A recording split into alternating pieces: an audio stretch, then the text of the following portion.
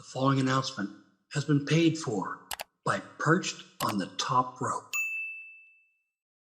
Welcome everyone to Perched on the Top Rope. I am your host, Lee Walker. I am joined by Young Rock's Brett Azar, who plays the Iron Sheik. Brett, how you doing today, my man? It's great to be back on the show.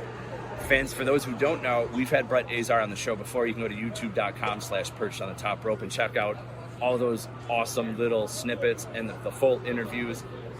How excited are you for season 2? Season 2, Young Rock, starts Tuesday, March 15th, 8 p.m. on NBC. I'm over the top excited. Season 1 saw a lot of success, the #1 comedy on NBC. For Tuesday nights, yeah, we hit #1. We won the Hollywood Critics Association for Best Comedy. We're a fan favorite, and to be part of a project that does that, it's an actor's dream. Now, there are some differences between season 1 and season 2 filming. You guys were in Australia. Mm-hmm. This time you had to combat COVID and the pandemic. What was it like filming down there for this? Well, we did season 1.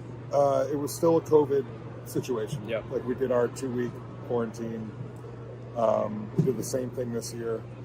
But things got a little tighter because Omicron started spreading in Australia. Mm-hmm. I got COVID when we were filming. It lasted a day and a half. I got vaxxed and boosted, and I feel like that saved me a little bit. But I'm also extremely healthy, and I eat very well, so I kicked its ass. But yeah, filming this season was just more special because the family of season 1, we had our close-knit family locked in, and our experiences together are always special.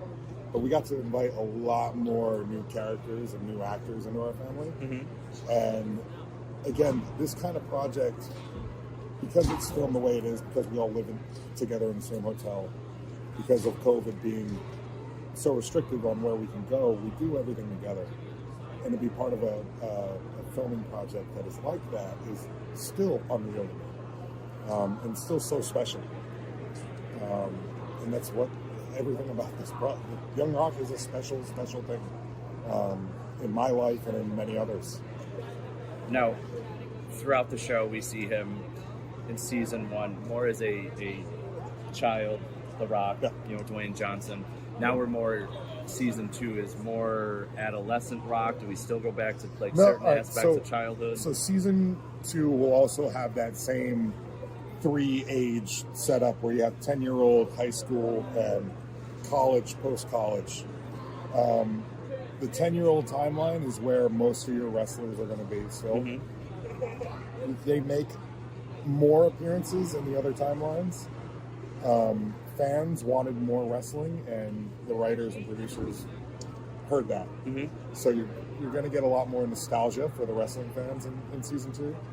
A lot more wrestlers of the age where The Rock was coming into WWF. Mm-hmm.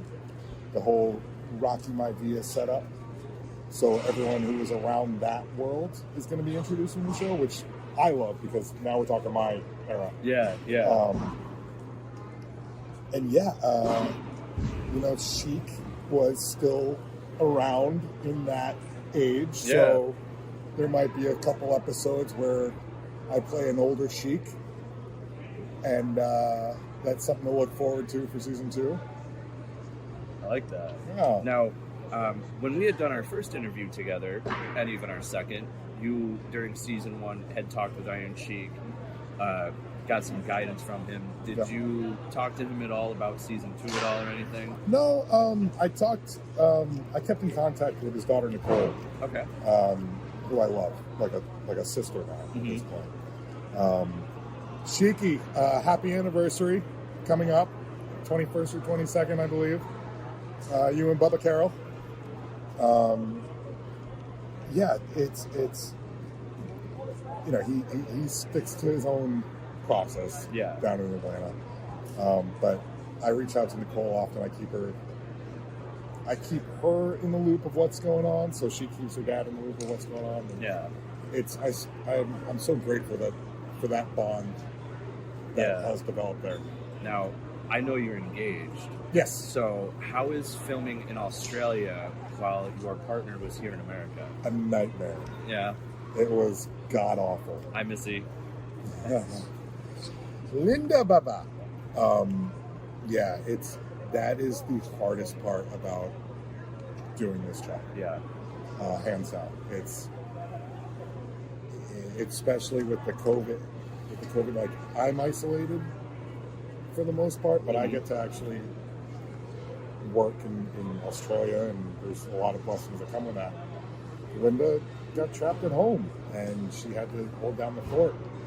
And last season I was gone from September to just before Thanksgiving. And this year I went from beginning of September to mid-February. Wow. So it was very harsh on her. Yeah. And I wish, my dream situation is that she can come with me and just be with me and not worry about a damn thing in the world. Yeah. That's what I want to be able to provide.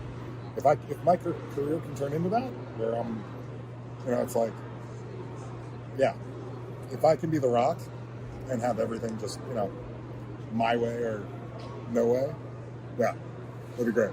Now, one thing I know about season 1 is Chavo Guerrero was training you guys, and season 2 he trained you guys. Yeah. How was going through the motion of wrestling training for season 2? During training, I still got vertigo, just as bad as I did for season 1. Mm-hmm. Chavito, viva la raza! Yes, baba. He's a legend. It's amazing. It's still. I mean, our relationship as a whole cast, as the wrestlers, we've come together so tightly as a family. Mm-hmm. It's still unreal to me that Chavo is like my fucking friend, my family. It's something I don't take for granted because it's truly special. Growing up as a fan, or as hating him as a fan of wrestling, to being, to loving the guy. Yeah. We're not just working together, we're living together. Yeah. So it's something unreal that I've never predicted for my life, but I'm grateful for. Yeah. Now, I follow you on social media. I know you have all sorts of supplement companies and sponsors and everything. Fresh groceries are Kroger's thing. That's why they do freshness checks on the items in your delivery order at every step of their journey from farms to Kroger stores, and pick and pack every blue, raz, and strawberry in your free pickup order with the utmost care. Because they believe in treating your food the same way they'd want theirs to be treated. It's kind of like the golden rule, only for fresh fruit and stuff. Order now using the mobile app. They're fresh every day, so shop anyway. Kroger, fresh for everyone. Free pickup on orders of $35 or more. Restrictions may apply. Next question, you brought up that you also play an older Rock, or an older Iron Sheik. That'll have to get out of it. You play an older Iron Sheik in season 2 also.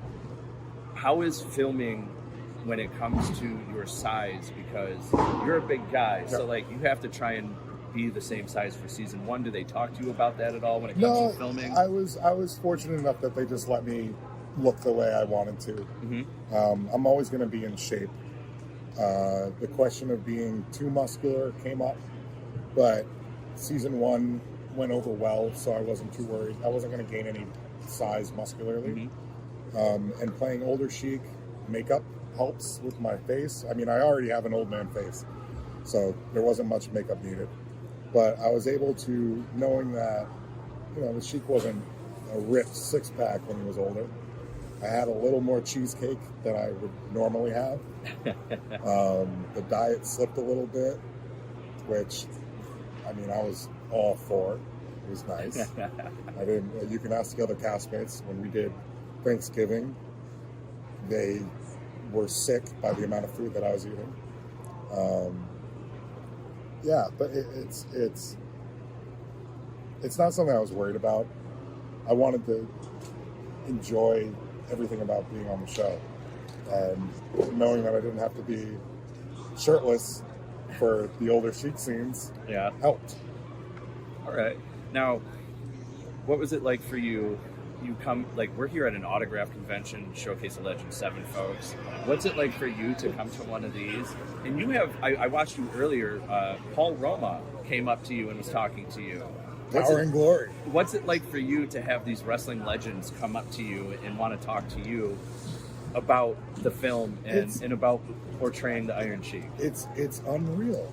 I never thought that my acting career would bring me into this world, into this network, and not just, coming here and sitting down next to a guy that I idolize, but sitting down to a guy that I idolize and then getting called over to be part of something that he's doing. Mm-hmm. Like today, I got to sit next to Rikishi, and I was like, in my head, I'm going, fanboy. Yeah. And when he goes, yo, Oos, come here, sign this for my wall. I'm like, this, you want my signature? I'm your fan. And he's like, no, man, I would see what you're doing. To have that with guys that I grew up watching is just surreal still. And not to be, I always worried that playing the Iron Sheik on TV and then showing up and signing autographs next to the real WWE wrestlers, mm-hmm. I thought there was this imposter feeling. Yeah. And it really isn't there. They see me as a credible actor. They know that I'm not trying to be Sheik. Yeah. I'm trying to be Brett Azar, the guy who plays the Sheik, among other things like Terminator, stuff like that. It's just, it's so special, and I'm so grateful that my idols growing up watching wrestling bring me in and want to, involve me in whatever they're doing. Yeah. Just from a TV show. It's unreal. Well, one thing we did talk about in one of our first interviews was if you would ever step foot in a ring and actually wrestle. We got fortunate enough to actually have that happen. In between filming, yes. you were with Randy Hogan in Mississippi. Yeah. And Atlantic City. So why don't you let fans know how that went and what actually happened with the two wrestlers that you had? It was interesting. They had their heels call me out of being an imposter actor who's not a real wrestler, and I did him dirty. I put him through some deadly clotheslines, and I skinned the cat, and I showed I could hold my own in the ring. It's fun, man. Because if I wasn't a fan of wrestling, I wouldn't have cared for it. But because I'm a fan of wrestling, I love being involved in it. Yeah. As long as it's not gonna destroy my health. Yeah. Yeah. Chavo would yell at me for doing it. That's for sure. Yeah. He would always, Chavo's great about protecting his athletes and his actors. Awesome. And Brett, I know you do these incredible drawings. If you could show us a couple real quick. Check this out, man. And let fans know how they can get a print. So I started drawing during quarantine in Australia because I was bored out of my mind. And I started with my fiance. Just sketched her, did that, posted it on my Instagram. And then someone else was like, hey, can I get a drawing? I'm like, yeah, sure.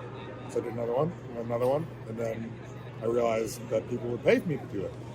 And now I'm at the point where I got commissioned by International Professional Wrestling Hall of Fame, and he wants me to draw everyone in his Hall of Fame. So I started, and I've been going that was for me.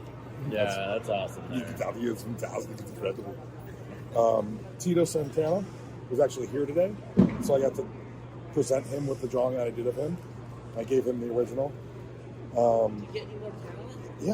I started sketching, and apparently I got good at it. And now you can contact me through my Instagram or through Facebook Messenger. I only charge $50. Apparently that's cheap. I'll charge more if you want to pay more. But message me a photo, send me a photo. It's not just wrestlers. I do everything. I do animals. I do loved one. Yeah. Well, I messed up his mouth, so I cut it out. But send me your kid if you want your kid drawn, and we'll set it up, and I'll get you on the docket and mail out your customized black pen Brett Azar sketch. Awesome. And how can fans get a hold of you on social media going to do this? Instagram, Brett Azar, 2 T's, BRETTAZAR. Awesome. Brett, I want to thank you for taking the time to speak with us again today. I had a great time. I always have a great time talking with you and chatting. Because you do the best podcast, because I'm the number one podcast on your site. Number one, Brett Azar. Number one. Make sure Tuesday, March 15th, you guys go to NBC and you watch The Young Rock, 8 p.m. Eastern Time. Remember, fans, spoiler free's the way to be. We're out. Hey everyone, thanks for watching that video. If you liked what you saw, make sure you hit the like button and make sure you hit subscribe so you can get all our content here at Perched on the Top Rope. And fans, remember, spoiler free's the way to be. I'm out.